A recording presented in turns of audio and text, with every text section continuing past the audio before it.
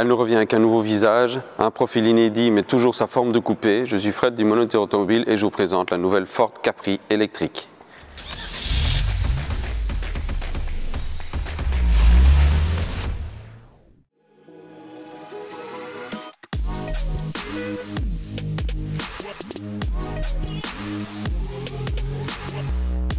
Bon, ceci c'est plus un SUV que le coupé dont on se souvient et dont la production s'est terminée en 1986. Donc le mieux peut-être c'est d'aller voir le responsable du design extérieur pour lui demander pourquoi ceci c'est toujours une Ford Capri. Je vous emmène.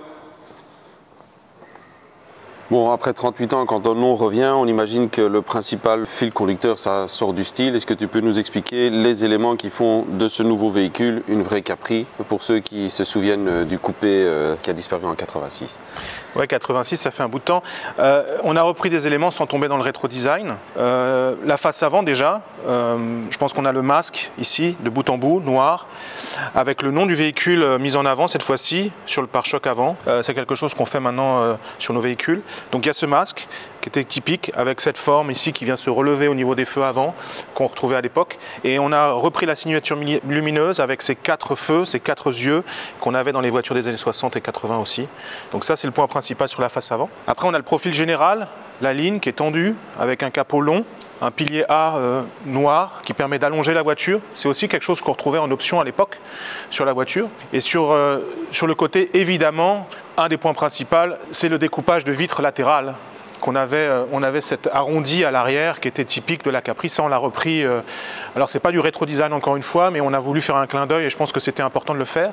Ça a un avantage, en fait, c'est de marquer en fait la silhouette de la voiture avec une cassure au niveau du toit. C'est pas une silhouette de coupé traditionnelle. C'était une signature très typique aussi de la silhouette de l'époque. Et ce qui nous permet aussi d'avoir un pilier D, un montant D, très large, très présent, ce qui ramène en fait une présence à la voiture sur le 3/4 arrière. On peut voir qu'elle est très solide, très bien posée, très musclée, et ça nous a aidé en fait à ramener en fait ce côté premium sur cette voiture-là.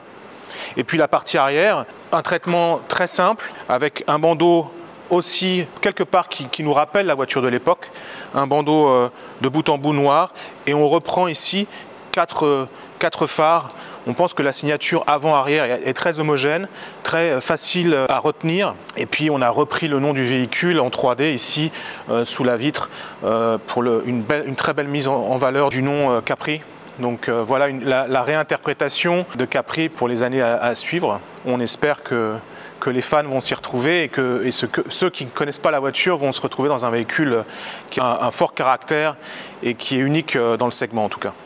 Alors bien entendu, on a eu les explications du responsable design extérieur, mais vous savez, Ford c'est américain, les Américains ils adorent le storytelling, et venez voir ici.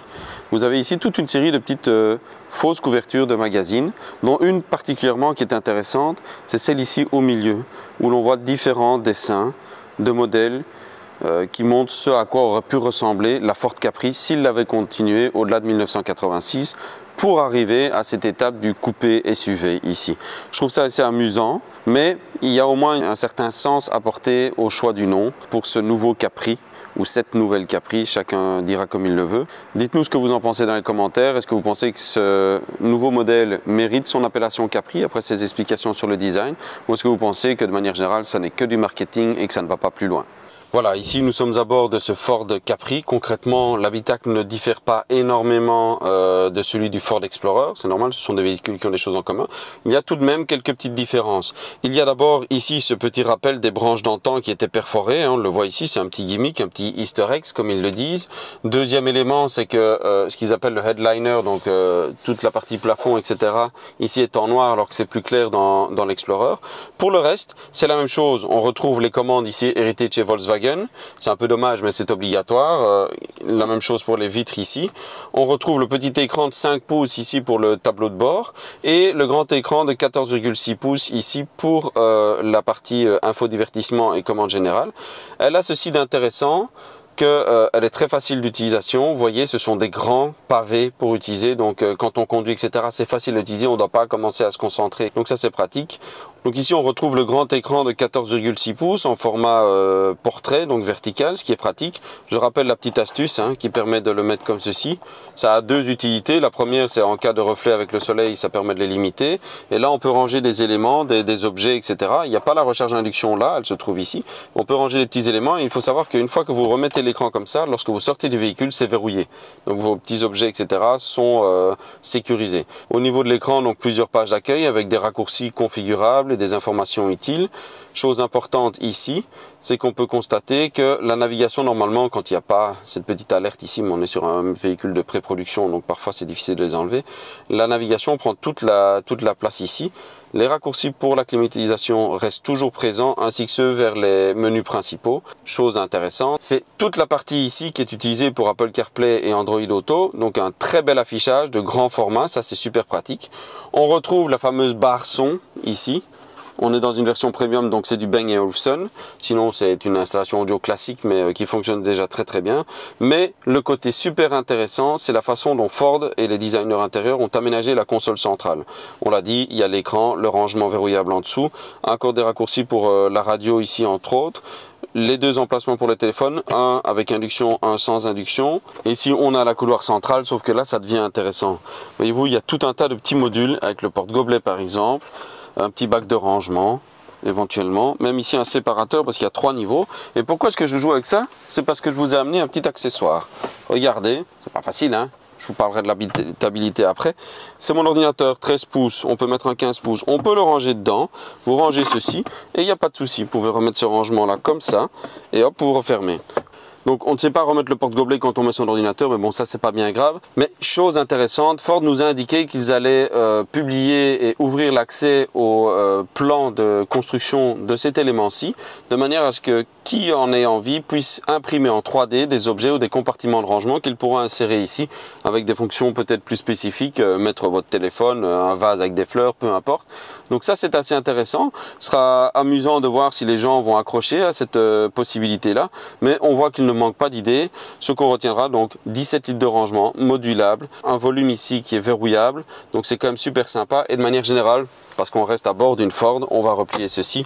On est très bien assis, une bonne position de conduite et a priori, comme pour l'Explorer, la conduite soit vraiment très agréable et une vraie conduite de Ford. Maintenant, on va passer à l'arrière parce que je vais vous montrer qu'effectivement, cette Ford Capri respecte l'engagement du modèle original, à savoir être la sportive pour les familles. Je me mets à l'arrière. Donc le fauteuil à l'avant est réglé pour moi, c'est-à-dire 1,80 m un peu d'embonpoint. Et vous voyez qu'il y a un max de place ici. Il y a au moins une grosse dizaine de centimètres encore disponibles. Le siège est réglé au plus bas et je peux quand même glisser mes pieds en dessous. Donc en termes de confort, c'est sympa. On pourrait se mettre à 2 adultes sans problème. Celui au milieu ne sera quand même pas idéalement placé, mais par contre, il n'y a pas de tunnel, donc c'est quand même pratique. Et vous voyez qu'on est quand même bien installé. Encore une bonne garde au toit. Bon, maintenant de nouveau, si vous mesurez 1,95 m, ça sera peut-être un peu différent. Mais de manière générale, la voiture tient ses engagements. C'est vraiment une sportive pour les familles. De manière générale, on a également tout ce qui est pratique pour les enfants, donc 2 ports USB, que ce soit des enfants ou des ados, la climatisation séparée, les vitres électriques bien entendu, des petits rangements dans les portes, donc c'est quand même bien fait, c'est bien pensé. On a beau parler d'un coupé SUV, ça reste quand même un SUV jusqu'ici, c'est après que ça devient un coupé. Donc jusque là, c'est plutôt bien foutu. Ce n'est ni une Mustang ni une Ferrari, mais vous avez quand même des roues de 21 pouces, elles sont optionnelles. Par contre, ceci, c'est la couleur de lancement du modèle.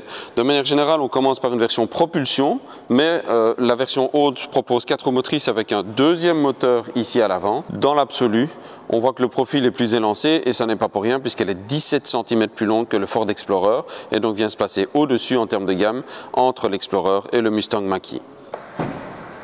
Alors, il s'agit d'un SUV coupé, vous voyez, il y a quand même des aspects pratiques avec le coffre qui est un haillon et surtout beaucoup plus vaste puisqu'on a en moyenne 100 litres de plus de disponible que dans l'Explorer.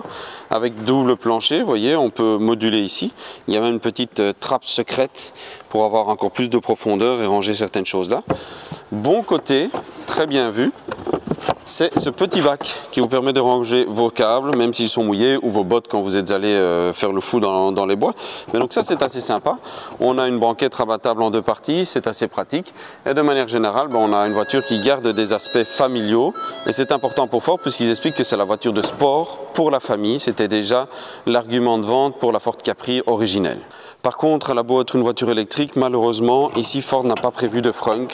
Il n'y a pas la place pour ça, a priori, pour respecter les normes. Vous voyez, on n'a même pas de vérin, la preuve qu'ils n'y ont pas envisagé du tout. Mais bon, on peut voir ici qu'on a affaire à une version 4 roues motrices, puisqu'il y a le moteur à l'avant également, avec le système de refroidissement, etc. Voilà, comme ça vous avez vu, mais vous savez qu'il n'y a pas de frunk, c'est une question que vous nous posez souvent. Si vous avez d'autres questions, n'oubliez pas, vous pouvez les poser dans les commentaires, on se fera un plaisir d'y répondre. On est là pour ça. Alors en termes de tarifs, je vous ai parlé tout à l'heure ici, ça c'est la couleur de lancement, ça ce sont les jantes en option. De manière générale, 3 versions différentes seront proposées. Donc pour la version propulsion 286 chevaux, ça démarrera à 51 450 €. Il faudra compter 63 450 € pour le modèle de base en 4 roues motrices. Et en 2025, pour la propulsion d'entrée de gamme avec une batterie L plus petite, on sera à 47 450 €. Donc légèrement au-dessus du Ford Explorer, mais dans des tarifs qui sont encore relativement compétitifs. Donc voilà pour ce petit tour de la nouvelle Ford Capri électrique, un coupé SUV. Mais petite question, vous la préférez en jaune ou bien en bleu? Dites-nous ce que vous en pensez en commentaire, mais n'oubliez pas, abonnez-vous à Moniteur Automobile et activez les notifications. À bientôt pour d'autres vidéos.